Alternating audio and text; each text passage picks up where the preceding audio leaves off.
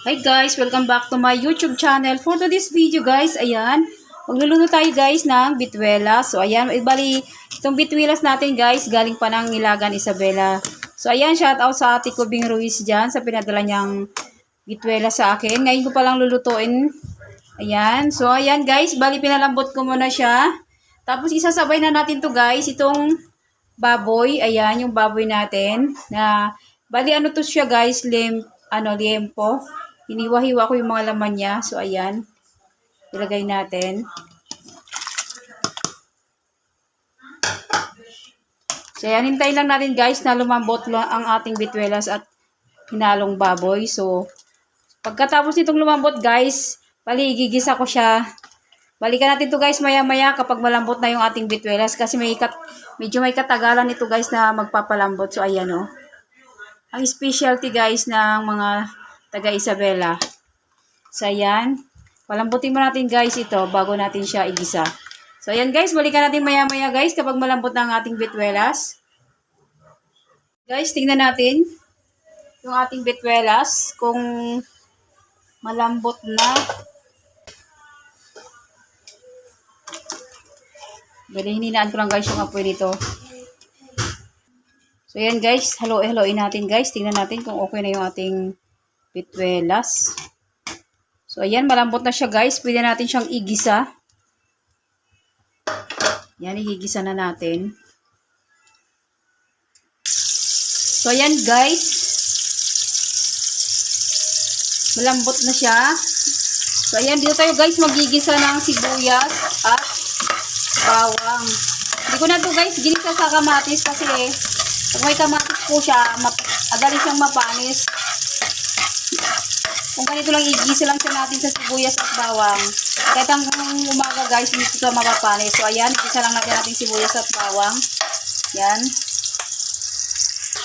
So, yan guys. Naglagay lang ako ng konti dito para igisa siya. Nilipat din natin siya guys sa kabilang kaldero guys. So, ayan.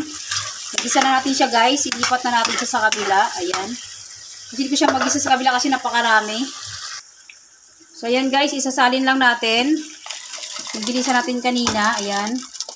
Kasi masyado siyang napakadami. Ayan. So, ayan guys. Pakuloyin lang natin ng pakuluin. Maglagay na tayo ng ibang mga sangkap dito guys. Ayan. Maglagay tayo ng 2 beef cubes. Ayan guys oh. Pwede rin pork cubes guys kung mayroong pork cubes kayo. So ayan, naglagay din ako ng isang pong magic sarap. Ayan. Bali ito na guys ang pampalasa ko. Hindi na ako maglalagay ng bitchin. Kasi maalat na yan. So ayan, halo-haloin lang natin.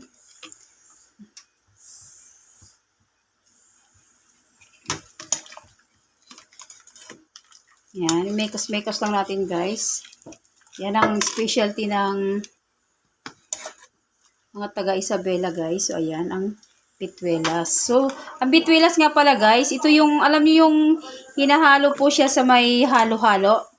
Yung beans na puti. So ayan, yan siya. Minatamis na beans na hinalo sa halo-halo. So ayan yan guys. Kasi sa Isabela guys, inaano to guys, inuulam talaga. So ayan. Ito ang pinaka-favorite nila doon. So, ayan guys, hintayin natin maluto ang ating ang ating mga hinalong mga dito, pampalasa. Ayan, buo pa kasi yung mga cubes dito. Ayan, haluin lang natin yung haluin. Palaputin lang natin guys, bago natin balikan mamaya-maya. I-check natin kung pwede ilagay na natin yung ating repolyo. So, ayan, bali nagdagdaga pala ako dito guys ng kaunting asin at saka bitchin. Kasi medyo natatabangan pa ako. Depende naman sa inyo guys sa panlasa nyo kung gusto nyo medyo maalat o matabang, okay lang naman. Pwede rin lagay dito guys ang patis. So, ayan guys, bali pwede rin dito kayo maglalagay dito guys ng pechay, ganon, pwede rin. So, ang nilagay ko kasi repolyo kasi para mas marami. Okay din po ang pechay. Kaya lang, hindi na ako bumili ng pechay kanina sa palengke kasi mayroon tayong repolyo dito kanina sa rep na nakita ko, 2 buo. So, ayan. Tikman natin kung goods na ang ating lasa.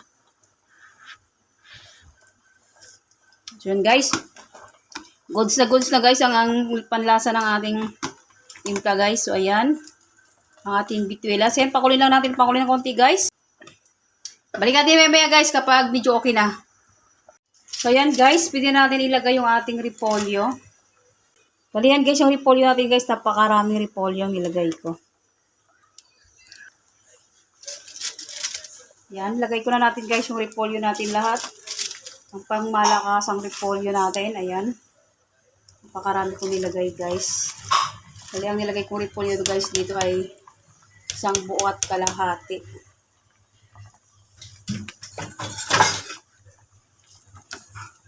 So ayan, mekos lang natin ang ating bituelas guys.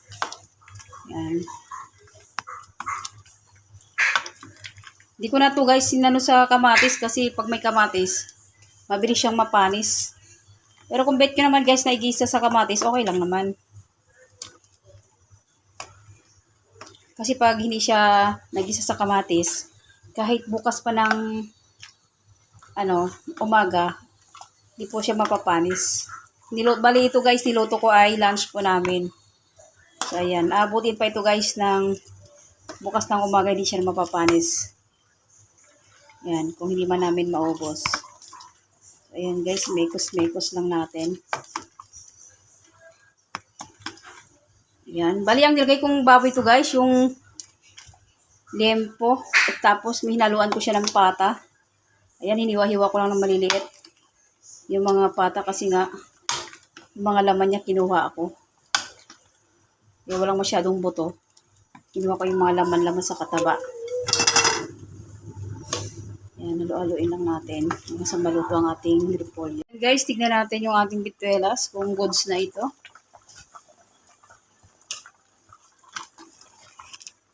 Ayan, luto na rin yung ating repolyo. So ayan guys, luto na yung ating bituelas. Ayan. Patayin na natin guys ang ating kalan. Pinatay ko na guys ang ating kalan. Okay na to siya. Yan, luto na ang ating bituelas.